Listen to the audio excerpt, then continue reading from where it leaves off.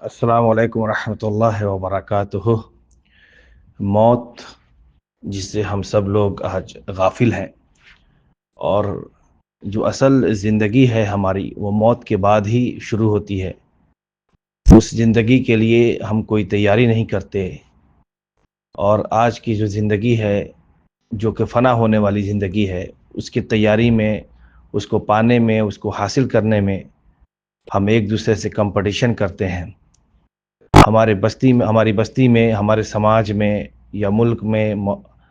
موتیں ہوتی ہیں، ہم جنازے کی نماز میں شریک بھی ہوتے ہیں، لیکن وہ ایک شرکت جو ہوتی ہے وہ رشتہ داری کے بنیاد پر ہوتی ہے، دوستی کی بنیاد پر ہوتی ہے، یا گاؤں سماج کی بنیاد پر ہوتی ہے، ایک رسم کی ادائیگی کے طور پر ہوتی ہے۔ لیکن ہم کبھی اپنے بارے میں وہاں پر جو میت سویا ہوا رہتا ہے اس جگہ اپنے آپ کو رکھ کر کے نہیں سوچتے کہ ایک دن ہمیں بھی جانا ہے۔ اور یہ موت، اس کی سختی کے بارے میں کیا کہنا کہ اللہ کے رسول صلی اللہ علیہ وسلم کی موت کے وقت کے حالات کو پڑھنا چاہیے کہ اللہ کے رسول صلی اللہ علیہ وسلم جو افضل الانبیاء، امام الانبیاء، اس کائنات کے سردار ہیں، اس پورے، اور اللہ تبارک و تعالیٰ کے سب سے زیادہ محبوب ہے، ان کی موت کیسے ہوئی، ان کے موت کے وقت کیسی سختی تھی، اور ہمارا اور آپ کا کیا معاملہ ہوگا خود سمجھ سکتے ہیں۔ موت جس کے بارے میں اللہ تبارک و تعالیٰ نے متعدد مقام پر فرمایا کہ اینما تکونوا یدرککم الموت ولو کنتم فی بروج مشیدہ، کہ تم جہاں بھی رہو گے، چاہے وہ تم اونچی بلڈنگوں میں کیوں نہیں رہو، شیشہ پلائی ہوئی دیوار میں کیوں نہیں، بلڈنگ میں کیوں نہیں ہو جہاں پر ایک ہوا بھی داخل نہیں ہو سکتی ہے، لیکن وہاں بھی تم کو موت آئے گی۔ کل نفس ذائقۃ الموت، ہر نفس کو موت کا مزہ چکھنا ہے۔ اور اللہ تبارک و تعالیٰ نے دوسری جگہ فرمایا قل ان الموت الذی تفرون منہ فانہ ملاقیکم، کہ نبی کریم صلی اللہ علیہ وسلم کہہ دیجئے کہ اس موت سے جسے تم بھاگتے ہو، اور یقیناً وہ آنے والی ہے، اور پھر جب ایک وقت آئے گا کہ پھر تم اللہ تبارک و تعالیٰ کے پاس جو عالم الغیب ہے، بات کو، غیب کی باتوں کو بھی جاننے والا ہے، آج کی باتوں کو بھی جاننے والا ہے، یعنی پاسٹ، پریزنٹ، فیوچر سب کو جاننے والا ہے، اس کے سامنے پیش کیے جاؤ گے، پھر وہ تمہارے اعمال کے بارے میں خبر دے گا۔ تو میرے بھائیوں، موت کے تعلق سے حضرت برا ابن عازب رضی اللہ تعالیٰ عنہ کی بہت ہی لمبی حدیث ہے، جس کا مختصر خلاصہ یہ ہے کہ جب فرشتے نیک کسی بندے کے پاس آتے ہیں تو روشن چہرہ لے کر کے آتے ہیں، اسے خوشخبری سناتے ہیں، اور اس کی روح کو بہت آسانی کے ساتھ، بہت نرمی کے ساتھ قبض کرتے ہیں، اور پھر وہ اسے لے کر کے جاتے ہیں،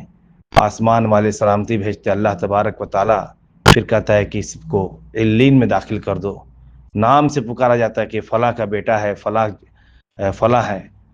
اور پھر اس کے قبر کے اندر جو مسائل ہوتے ہیں، کرامن کاتبین آتے ہیں، سوال و جواب ہوتا ہے، اور سوال و جواب کے بعد پاس ہونے کے بعد جو قبر جسے ہم دیکھتے ہیں کہ یہ 2 گز کی قبر ہے، وہ محل کی شکل لے لیتی ہے، جنت کی کھڑکیاں کھل جاتی ہیں، اور وہاں سے ٹھنڈی ٹھنڈی ہوائیں آنے لگتی ہے۔ یہ نیک لوگوں کی موت ہے۔ وہیں دوسرا وہ انسان ہے جو کہ بدکار ہوتا ہے، کافر ہوتا ہے، مشرک ہوتا ہے، نیک نہیں ہوتا، اس کی جب اس کی موت جب آتی ہے تو وہی فرشتے جو روشن چہرہ لے کر کے دوسرے نیک لوگوں کے پاس جاتے، وہی فرشتے سخت ڈراؤنی شکل میں آتے ہیں، اور آنے کے بعد اس کو کہتے ہیں کہ چلو اے بدبخت روح، چلو تیرا وقت آ گیا۔ انسان ڈر جاتا ہے۔ ہم یہ دیکھتے ہیں کہ ہمارے ہاں جو موت ہوتی ہے کسی کی، تو سوچتے ہیں کہ بہت آسانی سے کسی کی روح نکل گئی، نہیں، اس کی جو جان کنی کا عالم میں جو سختی ہوتی ہے، اگر وہ آدمی بیان کر سکتا تو بیان کر دیتا کہ اس کی کیا سختی ہوتی ہے۔ پھر اس کے بعد کہتا ہے کہ چلو اب تمہارا وقت پورا ہوا۔ روح ڈر سے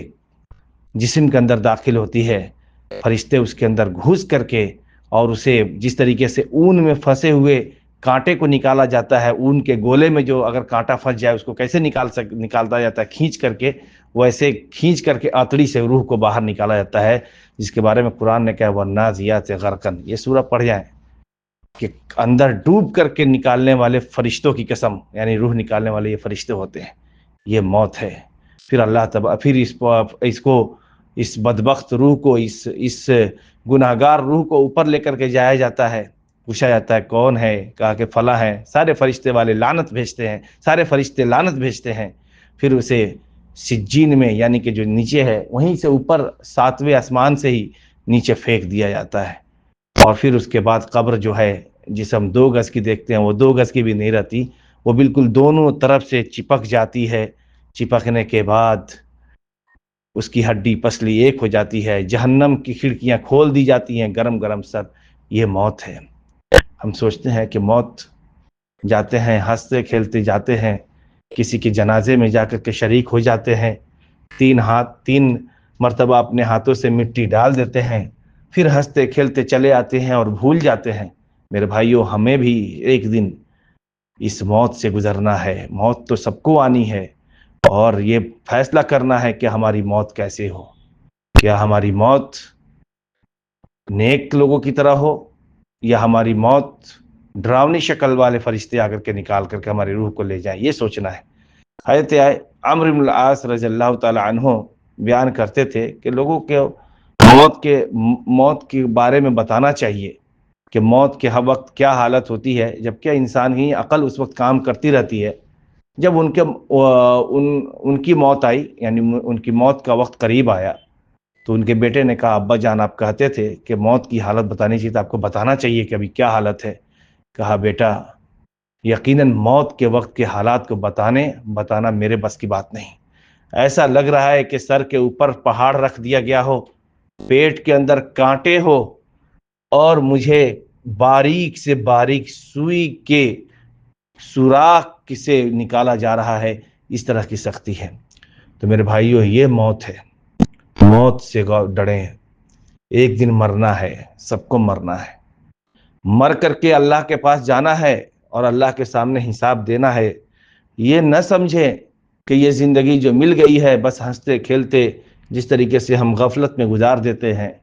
ایسے ہی چلے جائیں گے، نہیں، ہمارا کوئی حساب نہیں لے گا، ایسا نہیں ہے۔ ایک اللہ کی بنائی ہوئی مخلوق، جب ہمیں پیسہ ملتا ہے تو ہم 30 دن کام کرتے ہیں تو کچھ پیسے ملتے ہیں۔ ہمارے ماں باپ ہمیں پیسہ اگر کچھ جیب خرچ کے طور پر دیتے ہیں تو اس کا بھی حساب لیتے ہیں۔ تو کیا ہم نے یہ نہیں سوچا کہ اللہ تبارک و تعالی ہم سے حساب لے گا، اور موت کے بعد سوچے کہ جس دن موت ہوگی، اگر نیک رہے تب تو وہیں سے زندگی جنت بن جائے گی،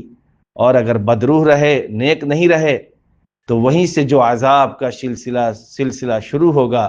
قیامت تک سلسلہ شروع رہے گا، پھر قیامت کے بعد بھی ہمارا یہ عذاب کا سلسلہ رہے گا۔ اس لیے میرے بھائی، موت سے عبرت حاصل کریں۔ اللہ کے رسول صلی اللہ علیہ وسلم نے فرمایا کنت نہیتکم عن زیارت القبور الا فزوروها فانها تذکر الموت، کہ اے لوگو، میں نے تم کو پہلے قبرستان کی زیارت کرنے سے شروع میں منع کیا تھا، لیکن اب میں تم لوگوں کو اجازت دیتا ہوں کہ قبرستان کی زیارت کیا کرو، کیونکہ وہ موت کو یاد دلاتا ہے۔ تو یہ قبرستان ہنسنے کھیلنے کی جگہ نہیں،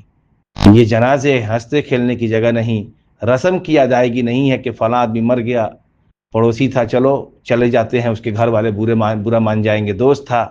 تھوڑی دیر کے لیے آنسو بہا لیتے ہیں، رشتہ دار تھا تھوڑی دیر کے لیے آنسو بہا لیتے ہیں، پھر بھول جاتے ہیں۔ اپنے انجام سے ہم غافل ہیں، اس لیے اپنے بھی پرواہ کریں